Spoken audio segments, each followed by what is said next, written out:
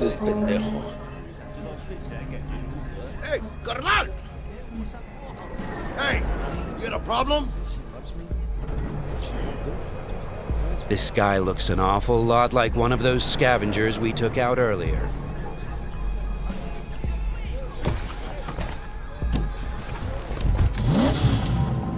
Something tells me that wasn't no coincidence, huh?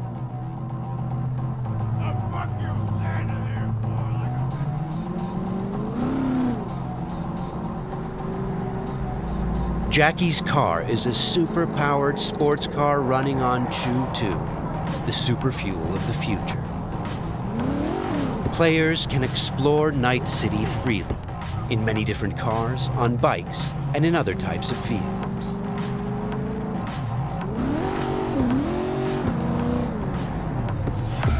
This does not look good.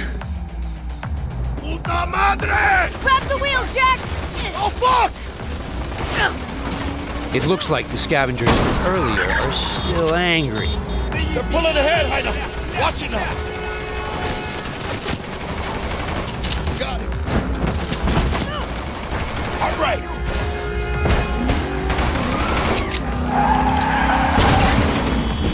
I think we got rid of him. That was intense. Ah! Shit! The fuck was that? Pendejos. Night City never sleeps. Danger lurks around every corner, even in daytime. Random encounters like these are an example of how your actions directly influence your open-world experience. Let's get the fuck out of here. Okay, Jackie. So, they're done riding our asses? Scavs? Sure, maybe.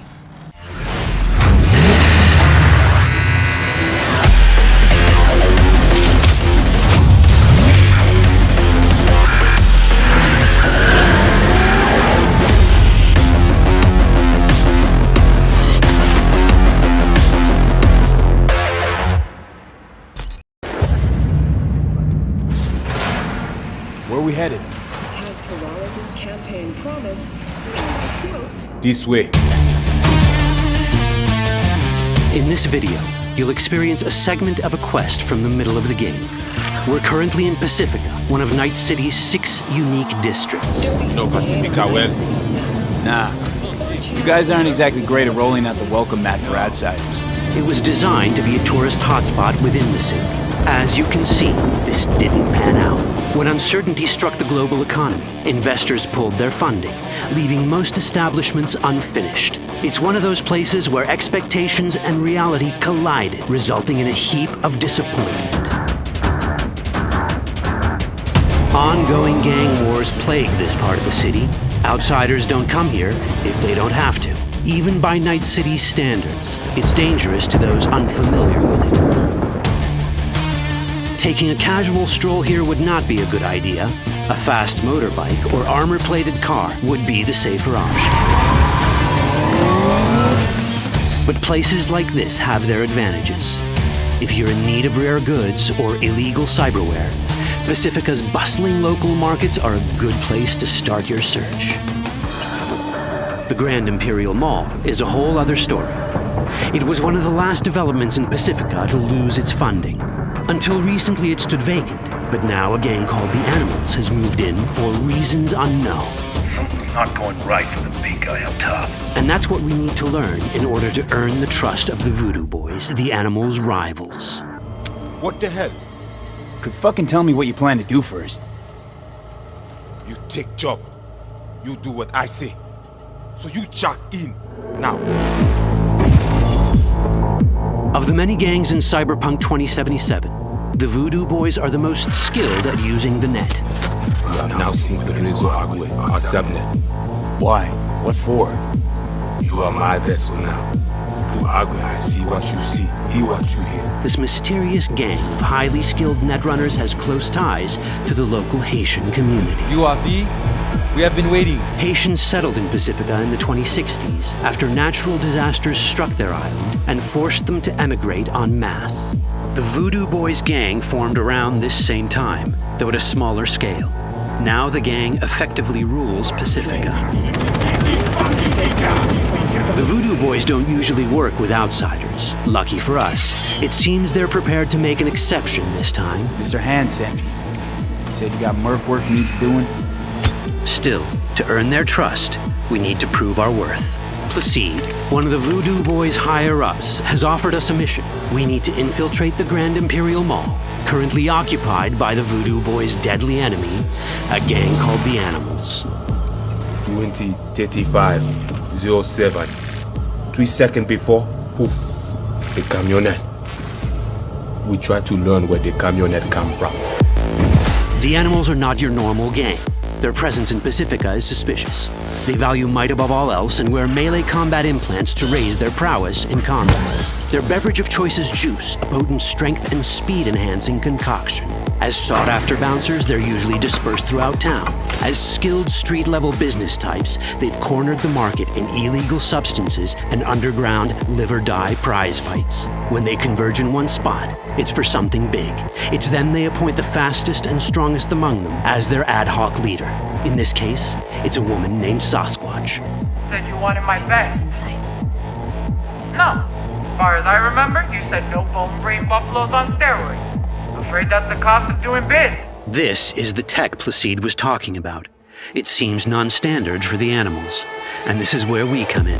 Getting to the van won't be easy, but we're more than qualified for the job, which we can complete in one of many ways. The character creation in Cyberpunk 2077 is the kind you'd expect from a full-fledged RPG. You start by choosing your past, important because this unlocks special options at important story junctures. You also fully customize your character using a deep customization system that spans not only your look and style, but also your abilities.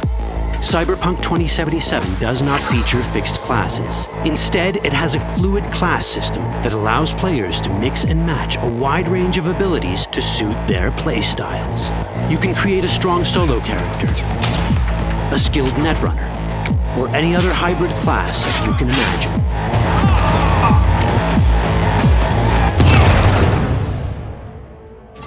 Let's see how a solo playstyle in Cyberpunk 2077 might work. Solos prefer a direct approach. They use guns and might to get things done. So let's wreak some havoc. With our enhanced strength, we can strip this turret of its weapons and give the Animals a taste of their own medicine. This is how a player investing in solo abilities might live out their Terminator power fantasy. Enhanced strength lets us force open doors, or grab enemies to use as human shields.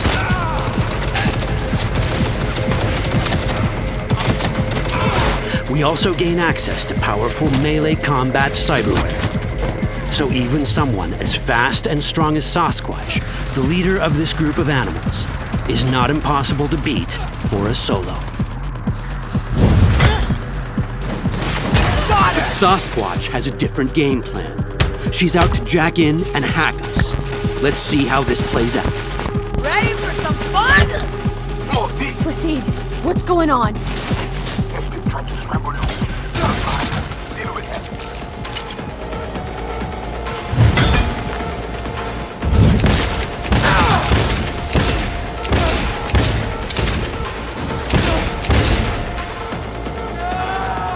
It's our choice if we want to finish her off or spare her. You're Cyberpunk, your rules.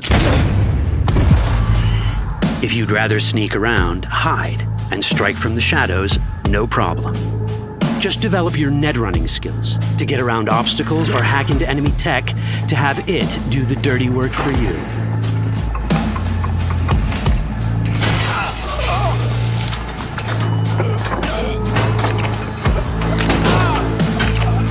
Netrunning abilities mean hacking skills that let us use our cyber deck to breach access points. For this, we fill the buffer of our cyber deck with a string of instructions represented by these letters and numbers. Matching the instructions for basic access grants us control of devices connected to this network. The more instructions we match, the more control we gain over elements in the network. We can hack our way through in numerous ways. A quick hack may grant us control of the security camera. Another one should let us tweak the difficulty of the training bot to create a distraction.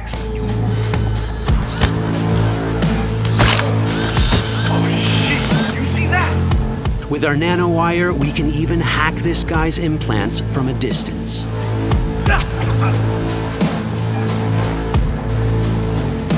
In this world, almost everything is connected to a local network. And that means it can be hacked. Ours is a wolf.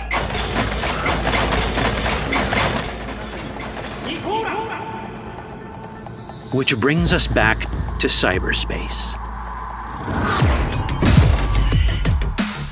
You don't get to do anything in the net unnoticed. There's always someone watching. It could be corpos, or even worse, it could be Netwatch. And that is exactly the case here. It's a from map of Pacifica. They have Agwe. Who is they? Netwatch. They always out to focus. Netwatch and the Voodoo Boys are like fire and ice. The first of these wants to maintain the old order and protect people from AI anarchy originating from beyond the Black Wall. The Voodoo Boys want to establish contact with the free AIs. They believe this will enable their boundless expansion on the net and grant them the upper hand over Netwatch. Netwatch sees this as the end of the world. Both are right. Whoa, hey, easy. How you deal with the Netwatch agent is entirely up to you. Do we side with the gang? Choosing to be on Netwatch's bad side is never wise. But can we really trust the Voodoo Boys? You set me up! As you can see, we have many possible options. But in each case, we take a risk. Think I'll just stick to my plan.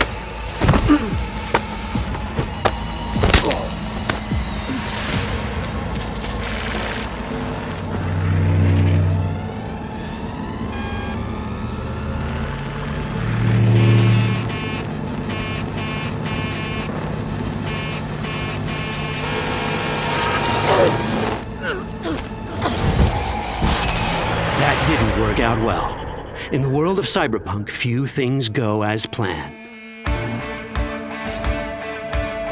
And that was just a glimpse of how complex the branching storyline in Cyberpunk 2077 can get.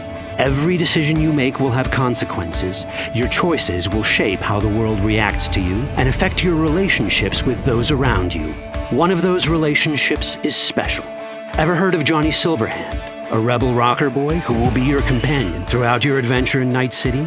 Come on, really think they give a rat's dick how you look? Like everyone in Cyberpunk 2077, he has his own agenda. You'll decide if he'll be your ally or your enemy. And that chip in your head, the one thanks to which Johnny lives inside your mind, well, that's a story for another time. All that chip in it!